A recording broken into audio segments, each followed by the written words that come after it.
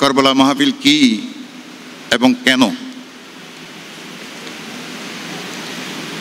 এটা আপনারা প্রত্যেকেই জানেন, কারণ এটা প্রথম মাহফিল নয়, প্রথম এই সেশনের প্রথম দিবস। এটা 40তম অনুষ্ঠান। এর পূর্বে আরও 39টি অনুষ্ঠান এই জমিয়তুল ফালাহ এই চত্বরে অনুষ্ঠিত হয়েছে। সুতরাং এটা কেন করা হয়েছে সেটা বড় কথা নয়, কিন্তু বড় কথা হচ্ছে কেন করা হবে না, কেন করা হবে না? করা তো হওয়া দরকার, আর দরকার বলেই তো এটা করা হচ্ছে। এই মসজিদের কিংবদন্তি খতিব হযরতুল হাজ আল্লামা জালালউদ্দিন আল কাদেরী রহমতুল্লাহ আলাই, তিনি তার এক বক্তব্যে, যেটা শাহাদাতে কারবালা মাহফিল থেকে যে একটি স্মারক গ্রন্থ প্রকাশ করা হয়, তার একটি সংখ্যার মধ্যেই উল্লেখ আছে। তিনি বলেছেন, আল্লামা জালালউদ্দিন আল কাদেরী রহমতুল্লাহ আলাই তিনি বলেছেন যে আমাকে জমিয়তুল ফালাহ জাতীয় মসজিদের খতিব নিয়োগ করা হয়েছে। সুতরাং আমার উপর অনেক দায়িত্ব আছে। সেই দায়িত্বগুলো আমার পারিবারিক দায়িত্ব নয়, সেগুলো আমার ব্যক্তিগত দায়িত্ব নয়। সেই দায়িত্ব হচ্ছে উম্মতে মুহাম্মদী সাল্লাল্লাহু আলাইহি ওয়াসাল্লামের দায়িত্ব। উম্মতে মুহাম্মদী আহলে বাইতে রসুলের সাথে কি আচরণ করেছে, যারা কথিত উম্মতে মুহাম্মদী, সঠিক উম্মতে মুহাম্মদী নয়, তারা আহলে বাইতে রসুলের সাথে কি আচরণ করেছে, কি আচরণ করার ওয়াদা ছিল, আর এই বেঈমানরা কি আচরণ করেছে, এই কথা যদি আমি চট্টগ্রামের নবী প্রেমিক, রসুল প্রেমিক, আহলে বাইতের মুহিব তাদের নিকট যদি তুলে না ধরি, আর এটাকে যদি শুধুমাত্র জুমাবারের খুতবার পূর্বে আলোচনার মধ্যে যদি সীমাবদ্ধ রাখি, তাহলে তো সকলের পক্ষে এটা জানা সম্ভব না।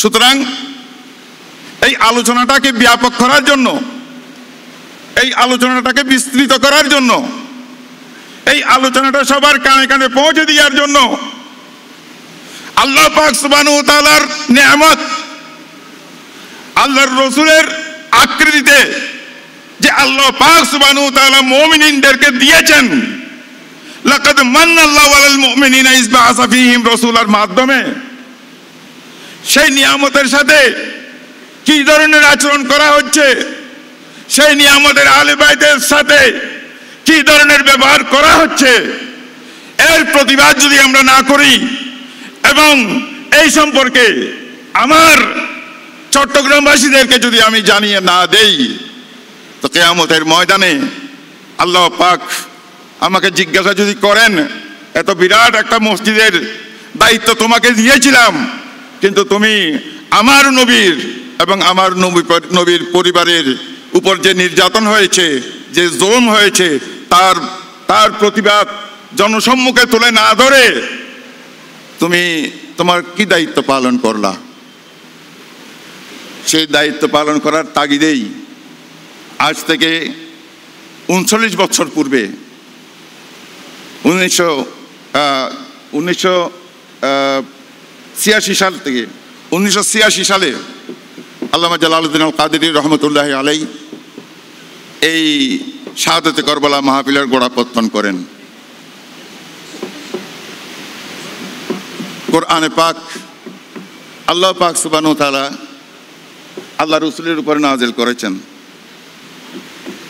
যখন কোরআনে পাক হুজুর আরবের লোকদের নিকট শোনালেন, তারা হুজুরের কাছে জানতে চাইলেন এটা কি, এটা কি জানতে চাইলেন, এটা কি? আল্লাহ পাক সুবহানাহু ওয়া তাআলা হুজুরকে বলে দিলেন, আপনি শুধু এতটুকুন বলুন, বিস্তারিত বলার দরকার নাই, বিস্তারিত আপনার পক্ষে আপনার গোলামেরা বলবে। আপনি এতটুকুন বলুন, হাদা যিকরুল লাক বলে কৌমিক, এটা আপনার আলোচনা এবং আপনার আহলে বাইতের আলোচনা। এ কোরআনে পাক আপনার আলোচনা, হাদা যিকরুল লাক, আপনার আলোচনা বলে কৌমিক, আপনার কৌম। কৌম মানে হচ্ছে আলে হাসেম, আলে মুত্তালিব, আলে আকিল, আলে জাফর, আলে আব্বাস, আলে আলী, আলে রসুল, যাদেরকে আহলে বাইতে রসুল বলা হয়, যাদেরকে আহলে বাইতে রসুল বলা হয়, ওনারাই হুজুরের কৌম। যারা মানে নাই তারা অবশ্যই উম্মত, তবে হুজুরের কৌম নয়। যারা মেনেছে তারা হুজুরের কৌম। যারা মেনেছেন আপনি আল্লাহর রসুল, তারা উম্মতে ইজাবত। যারা মানে নাই তারা উম্মতে দাওয়াত।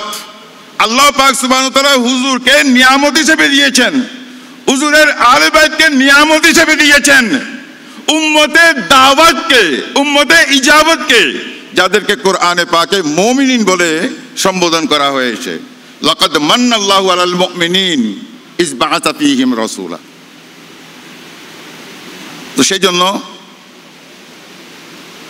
এই মাহফিলের প্রয়োজনীয়তা এটা আজকে নয়, আজ থেকে 39 বছর পূর্বেই হযরত আল্লামা জালালউদ্দিন আল কাদেরী রাহমাতুল্লাহি আলাইহি, আল্লাহ পাক সুবহানাহু ওয়া তাআলা তার কবরের উপর কিয়ামত পর্যন্ত তার রহমতের ফুল বর্ষণ করুন, আমিন। তিনি এর প্রয়োজন অনুভব করেছিলেন, অনুধাবন করেছিলেন এবং মুসলমানদেরকে সতর্ক করার জন্য, তাদের ঈমান আর আকীদাকে রক্ষা করার জন্য এই মাহফিলের তিনি আয়োজন করেছেন। তিনি এই মাহফিল করে সফল হতেন না যদি আপনারা সর্বাত্মক সহযোগিতা না করতেন।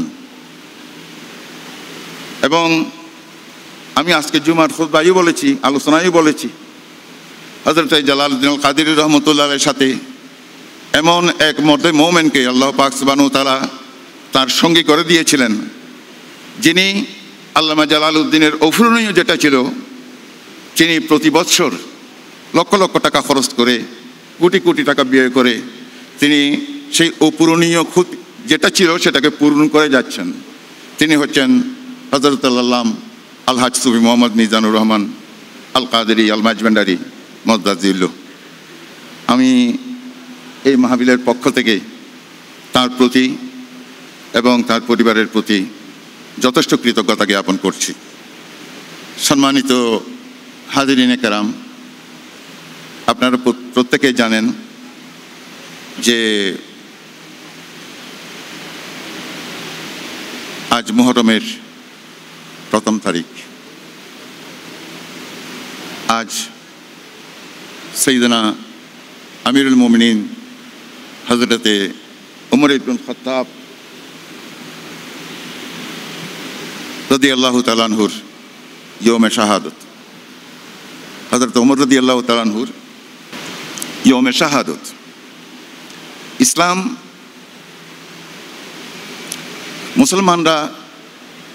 মুসলমানদের ইতিহাস গৌরবের ইতিহাস, গৌরবের ইতিহাস মুসলমানদের ইতিহাস। কিন্তু ইহুদিদের ষড়যন্ত্রের কারণে এবং তাদের হাতে কতিপয় মুসলমান ক্রীড়ানক হয়ে ইসলামের যে ক্ষতিটা করেছে তার খেসারত খোলাফায়ে রাশিদিনের সময়কাল থেকে এখনো পর্যন্ত মুসলমানদেরকে দিতে হচ্ছে। আপনারা জানেন যে হুজুরে পুরনূর সাল্লাল্লাহু আলাইহি ওয়াসাল্লাম দুনিয়াতে আগমন করার পর, আরব দেশে আগমন করার পর আরব দেশের কাফেরদেরকে, মুশরিকদেরকে মুসলমান করার জন্যে হুজুর সাল্লাল্লাহু তাআলা আলাইহিস সালাম কি পরিশ্রম করেছেন, কি কষ্ট করেছেন, কি নির্যাতন সহ্য করেছেন, তার ইতিহাস আপনাদের অবশ্যই জানা আছে। হুজুর সাল্লাল্লাহু তাআলা আলাইহি ওয়াসাল্লাম মদিনা শরীফে তশরিফ আনার পর ইহুদিরা হুজুরের পথ প্রতিরোধ করলো। হুজুর সাল্লাল্লাহু তাআলা আলাইহি ওয়াসাল্লাম তাদের সাথে একটি সন্ধি করলেন, যেটাকে মদিনা সনদ বলা হয়। তারা উপরের দিক থেকে তো হুজুর সাল্লাল্লাহু তাআলা আলাইহি ওয়াসাল্লামকে আশ্বস্ত করেছেন যে তারা এমন কিছু করবেন না যেটা হুজুর সাল্লাল্লাহু তাআলা আলাইহি ওয়াসাল্লামের কষ্টের কারণ হয়ে থাকে, মুসলমানদের কষ্টের কারণ হয়ে থাকে। কিন্তু ভিতরে ভিতরে তারা তাদের সেই পরিকল্পনা তারা করতে থাকে। এটা হুজুরের কাছে আল্লাহ পাক সুবহানাহু ওয়া তাআলা জানিয়ে দেওয়ার পর হুজুর সাল্লাল্লাহু তাআলা আলাইহি ওয়াসাল্লাম বিভিন্নভাবে, বিভিন্ন উপায়ে, আপনারা জানেন লম্বা লম্বা কাহিনী, তাদেরকে মদিনা থেকে বের করে দিলেন। বনি কায়নাকা, বনি নুজাইর, বনি কুরাইজা এবং তাদের আড্ডাখানা যেটা ছিল খাইবার, এগুলোকে হুজুর সাল্লাল্লাহু তাআলা আলাইহি ওয়াসাল্লাম নিজের আয়ত্তে নিয়ে তাদেরকে মদিনা শরীফ থেকে বের করে দেওয়া হলো। হুজুর সাল্লাল্লাহু তাআলা আলাইহি ওয়াসাল্লাম বলেছেন, আরব দেশ থেকে আখরিজুল ইয়াহুদা মিন জাজিরাতিল আরব, আরব পেনিনসুলা থেকে ইহুদিদেরকে বের করে দাও। তারা বের হয়ে গেছে। বের হয়ে যাওয়ার পর তারা একটা গণিতিক পরিকল্পনা করতে থাকে, গণিতিক পরিকল্পনা। সেই গণিতিক পরিকল্পনা হুজুর সাল্লাল্লাহু তাআলা আলাইহি ওয়াসাল্লামের সময়কাল থেকে তারা করতে থাকে, কিভাবে মুসলমানদেরকে দুর্বল করা যায়। হুজুর সাল্লাল্লাহু তাআলা আলাইহি ওয়াসাল্লামের উপর ওহী নাজিল হতো, সুতরাং হুজুর সাল্লাল্লাহু তাআলা আলাইহি ওয়াসাল্লামের সময়কালে তারা কিছুই করতে পারে নাই। এবং হুজুর সাল্লাল্লাহু তাআলা আলাইহি ওয়াসাল্লামের পরে সাইয়েদনা সিদ্দিক আকবর রাদিয়াল্লাহু তাআলা আনহু যখন ক্ষমতাসীন হলেন, তখন তারা মনে করেছিল সাইয়েদনা সিদ্দিক আকবর রাদিয়াল্লাহু তাআলা মনের দিক থেকে অত্যন্ত দুর্বল, তিনি একজন সহজ সরল মানুষ, তিনি কি রাষ্ট্র পরিচালনা করবেন, আমরা আমাদের কাজ চালিয়ে যেতে পারবো। কিন্তু তারা দেখলো যে হযরতে সাইয়েদনা আবু বকর সিদ্দিক রাদিয়াল্লাহু তাআলা দেখতে দুর্বল লাগলেও কিন্তু তিনি ঈমানে বলে কত বড় বলিয়ান ছিলেন, কত বাহাদুর ছিলেন, সেটা যারা মুদ্দাইনে নবুয়ত ছিল, যারা মুনকারিনে যাকাত ছিল, তারা ভালো করেই জেনে গেছে যে এই দুর্বল লোকটাকে আমরা দুর্বল মনে করে ভুল করেছি, তার চেয়ে সবল তাকে রাসূলুল্লাহ এমন এক ঈমানের নিয়ামত দিয়েছেন যে নিয়ামতের কারণে তিনি সবচেয়ে বড় সবল হয়ে গেছেন, সুতরাং তার বিরুদ্ধে ষড়যন্ত্র করা সম্ভব না। এরপরে আসলেন সাইয়েদনা হযরতে ওমর ফারুক রাদিয়াল্লাহু তাআলা। তিনি যখন ইরান জয় করলেন, হযরতে সাদ বিন আবি ওয়াক্কাস রাদিয়াল্লাহু তাআলা আনহুর মাধ্যমে, তখন ইরানিরা অগ্নি পূজারক ছিল, তারাও একটা মেটিকুলাস প্ল্যান করেছে। হরমুজান নামক এক ব্যক্তি, যেটা ইরানের বাদশার জেনারেল ছিল, তাকে হযরত সাদ বিন আবি ওয়াক্কাস মদিনায় ধরে নিয়ে আসেন। মদিনায় ধরে নিয়ে আসার পরে সে মুসলমান হয়ে যায়। মুসলমান হওয়ার পরে সে বিভিন্ন ধরনের ষড়যন্ত্র করতে থাকে হযরত সাইয়েদনা ওমর ইবনে খাত্তাব রাদিয়াল্লাহু তাআলা আনহুর বিরুদ্ধে। কিন্তু হযরত সাইয়েদনা ওমর রাদিয়াল্লাহু তাআলা আনহু এত বিচক্ষণ ছিলেন যে হরমুজান সহজে তাকে কাবু করতে পারে নাই। কিন্তু 35 হিজরির শুরুতেই হরমুজান হযরত ওমর রাদিয়াল্লাহু তাআলা আনহুকে হযরত মুগীরা ইবনে শুবা রাদিয়াল্লাহু তাআলা আনহুর গোলাম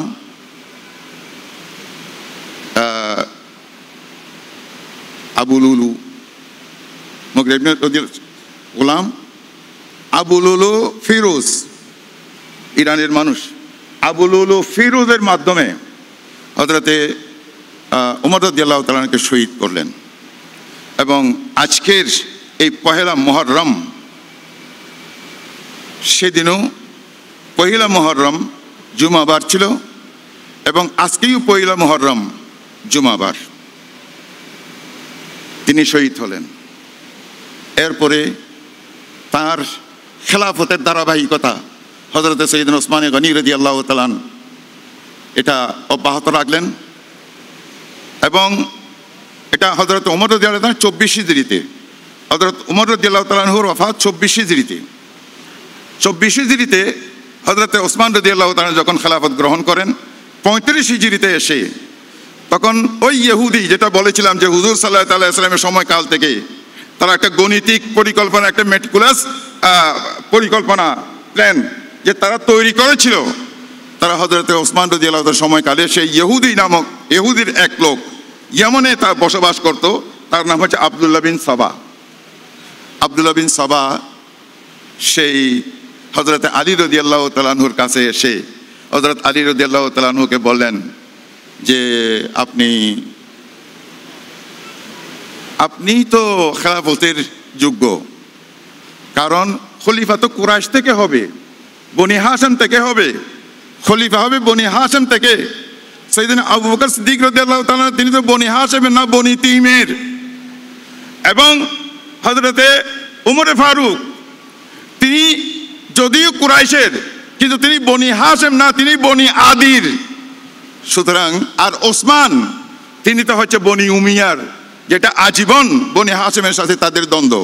সুতরাং হক তো ছিল আপনার, খেলাফতের হকদার প্রথম থেকে হুজুরের রিসালাত শরীফের পরে হযরতে মূসা আলাইহিস সালামের ওসি হযরতে ইউশা ইবনে নুন ছিল, কারণ সে ইহুদি ছিল। আব্দুল্লাহ বিন সাবা সে বলছে হযরতে মূসা আলাইহিস সালামের ওসি, তার ইন্তেকালের পরে তার ওসি হযরতে ইউশা ইবনে নুন ছিল। আর হুজুর সাল্লাল্লাহু আলাইহি ওয়াসাল্লামের ইন্তেকালের পরে হুজুরের ওসি একমাত্র আপনি, হযরত আলী। হযরত আলী বললেন যে খেলাফত তো আপনার, আপনি বনি হাশিমের, ওনারা তো গসব করেছে, আপনার উপর জুলুম করেছে এবং তারা খেলাফত গ্রহণ করেছে। হযরত আলী রাদিয়াল্লাহু তাআলা বললেন যদি তুমি এখান থেকে যদি বের না হও তাহলে তোমাকে আমি কতল করে ফেলবো, বদমাশ বদতমিজ, কাকে কি বুঝাতে এসেছিস, দূর হয়ে যায় এখান থেকে। হযরত আলী রাদিয়াল্লাহু তাআলার কাছে সে জায়গা পায় না এবং হযরত ওসমান রাদিয়াল্লাহু তাআলার বিরুদ্ধে তার যত গভর্নর ছিল, সিরিয়ার মিশরের গভর্নরকে সিরিয়ার গভর্নরদের বিরুদ্ধে বলতো, সিরিয়ার গভর্নরকে কুফার গভর্নরের বিরুদ্ধে বলতো, কুফার গভর্নরকে বসরার গভর্নরের বিরুদ্ধে বলতো। এইভাবে সে একটি ক্ষেত্র তৈরি করে এবং সেই ক্ষেত্রের পরিণতিতে 35 হিজরিতে হযরত সৈয়দনা ওসমান গনি যিন্নুরাইন রাদিয়াল্লাহু তাআলা তিনি শাহাদাত বরণ করেন, যেটা গত মাসের জিলহজ মাসের 18 তারিখ সংগঠিত হয়েছে।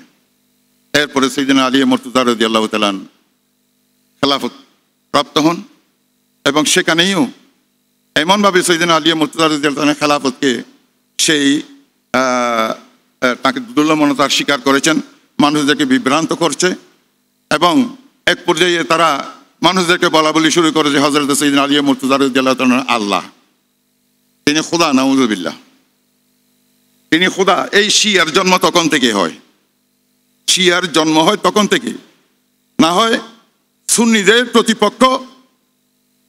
প্রতিপক্ষ ছিল না। কারণ আহলে সুন্নাত ওয়াল জামাত আল্লাহ রসুলের সময়কাল থেকে শুরু করে এখনো পর্যন্ত কারো প্রতিপক্ষ নয়।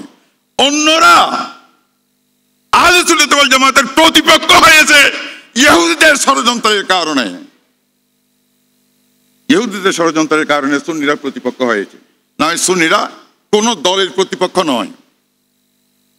এরপরে হযরত সাইয়েদনা আলী মুর্তজা রাদিয়াল্লাহু তাআলা আনহুকে শহীদ করা হলো, হযরত ইমামে হাসান রাদিয়াল্লাহু তাআলা তাকেও শহীদ করা হলো, ইমামে হুসাইন রাদিয়াল্লাহু তাআলা এক পর্যায়ে তাকেও শহীদ করা হলো। আহলে বাইত একের পর এক শহীদ হতে থাকে এবং তখন থেকে যে এই শাহাদতের ধারাবাহিকতা শুরু হয়েছে সেটা আস্তে আস্তে আস্তে আস্তে আস্তে এই পর্যন্ত তার এই ধারা অব্যাহত আছে। এবং মুসলমান হযরত হুজুর সাল্লাল্লাহু আলাইহি ওয়াসাল্লামের সময়কালে, হযরত আবু বকর সিদ্দিক রাদিয়াল্লাহু তাআলার সময়কালে, হযরত ওসমান গনি রাদিয়াল্লাহু, হযরত ওমর ফারুক রাদিয়াল্লাহু তাআলার সময়কালে, হযরত ওসমান গনি রাদিয়াল্লাহু তাআলার সময়কালে, হযরত আলী মুর্তজা রাদিয়াল্লাহু তাআলার সময়কালে যে সবল ছিল, সেই বলিয়ান ছিল, পরে এখন আমাদের মধ্যে আর সেই বল নাই, আমাদের মধ্যে সেই শক্তি নাই। আমরা বিচ্ছিন্ন হয়ে গেছি, আমরা বিক্ষিপ্ত হয়ে গেছি। আমরা প্রতিবাদ করার ভাষা, জালেমের বিরুদ্ধে প্রতিবাদ করার ভাষা, অন্যায়ের বিরুদ্ধে প্রতিবাদ করার ভাষা এবং হককে প্রতিষ্ঠিত করার জন্য সেই ধরনের আমাদের মধ্যে শক্তি সাহস আমরা হারিয়ে ফেলেছি। মাওলানা জালালউদ্দিন আল কাদেরী রহমতুল্লাহ আলাই এর প্রয়োজনীয়তা অনুভব করে আয়োজন করেছেন। সেই জন্য আমি আল্লামা জালালউদ্দিন আল কাদেরী রহমতুল্লাহের